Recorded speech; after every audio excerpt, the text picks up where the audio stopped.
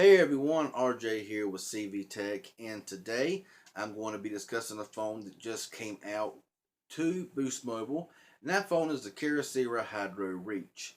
This phone is brand new. It's not even on the Boost Mobile website yet, as far as I know. This phone is supposed to be an upgrade to the Kyocera Hydro Icon that was released a couple of years ago.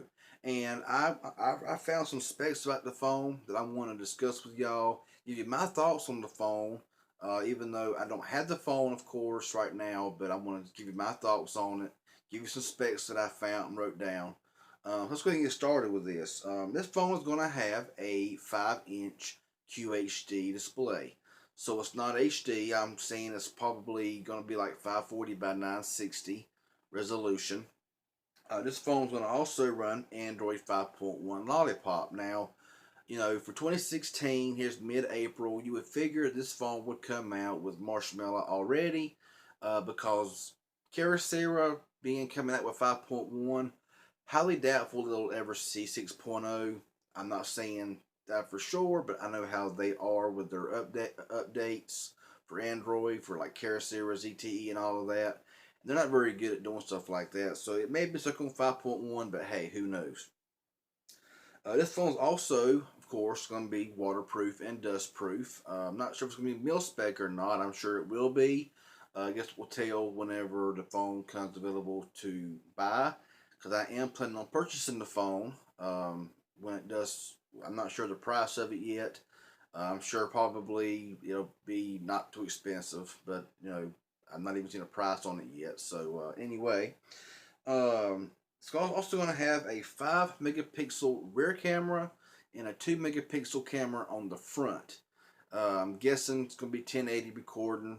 It'll probably be a lot better than the Icon, because the Icon was just terrible. But of course, only time will tell when the phone's actually in hand using it. So a 5 megapixel rear facing camera with a flash and 2 megapixel in the front.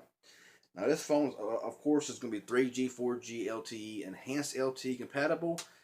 And this phone is going to be running the 1.1 gigahertz quad core processor. So I'm guessing it's going to be the Snapdragon 210.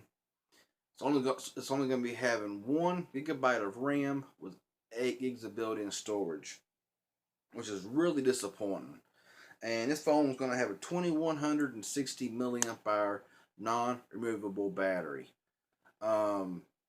Whenever you look at phones that come out 2016, you think that they're going to, at least have at least 1.5 gigabytes of RAM.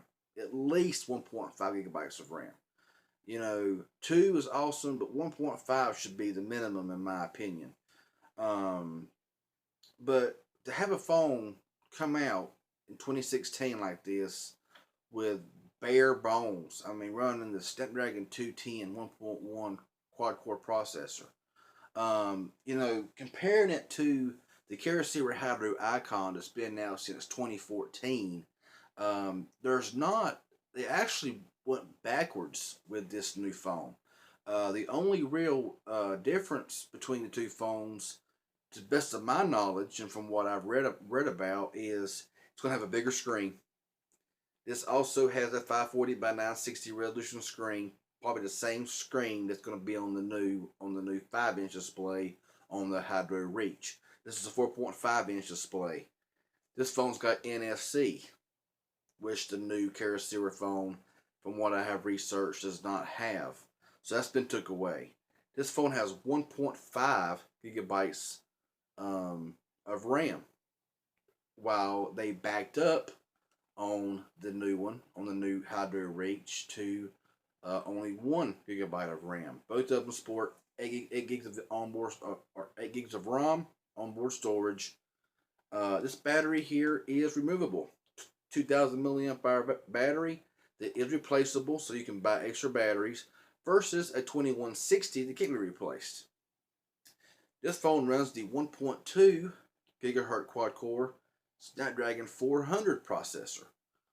So, when you look at these new phones that come out, I mean, the only advantage that the new Hydro Reach has over this phone, over the old 2-year-old Kyocera Hydro Icon, is a ½ inch bigger screen, going from 4.5 to 5 inches. That's really about it. Hopefully the camera will be better than the one on the Icon, because this one here was just really no count. I have used the Kyocera Hydro Air, which I'm kind of assuming it's going to be sort of the same kind of phone, maybe. I don't know. But if it's the same kind of camera, it is better than this one.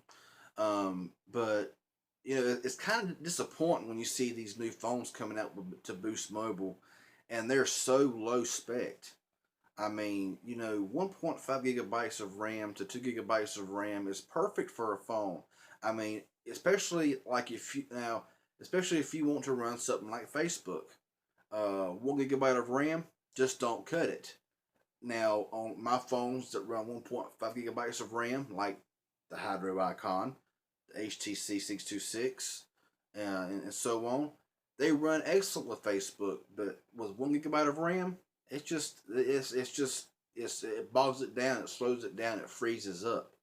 So honestly, I don't see why in mid 2016 we're still seeing phones come out with only a measly 1 gigabyte of RAM and 8 gigabytes of built-in storage, which is going to be half used up by the Android system already. So that's just my first thoughts. It's kind of disappointing, knowing that they finally made a new Hydro device for Boost Mobile, and it's going to be spec less and lower powered than the 2-year-old Hydro Icon that has NFC, more RAM, replaceable battery, and all that stuff. So they kind of went backwards on this phone.